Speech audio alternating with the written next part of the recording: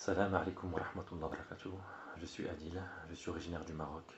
J'ai 40 ans, je suis musulman donc je témoigne qu'il n'y a de divinité qu'Allah et que Mohammed est le messager d'Allah et le dernier des prophètes. Avec la permission d'Allah, j'ai fait des rêves véridiques concernant les signes du jour du jugement. Subhanallah. Les hadiths affirment sans ambiguïté que le rêve véridique est une partie de la prophétie qui va perdurer jusqu'à la fin des temps. Le rêve véridique est une émanation venant d'Allah. Il en est ressorti que les derniers signes de l'heure ont commencé. Ils ont commencé par des avertissements, des indicateurs. Parmi ces derniers signes, il y a des signes dits majeurs, et nous sommes proches de leur réalisation. Ce constat est aussi l'avis de nombreux savants.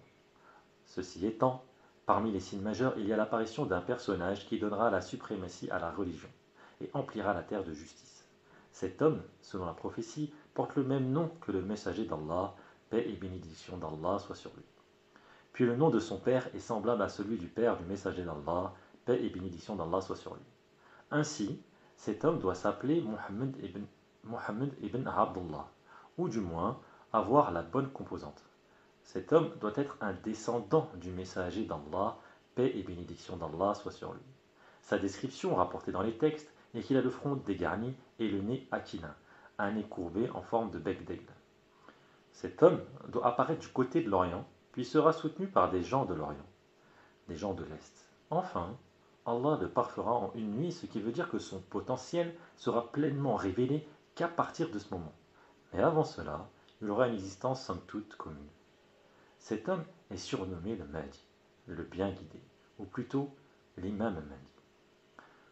À notre époque, aujourd'hui, il y a une personne.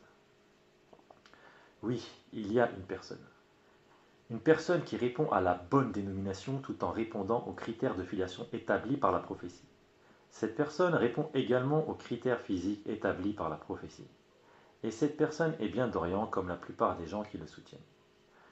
Depuis maintenant plusieurs années, cette personne partage ses rêves, des rêves divins qui viennent d'Allah. Cette personne a donc déjà une forte implication avec Allah.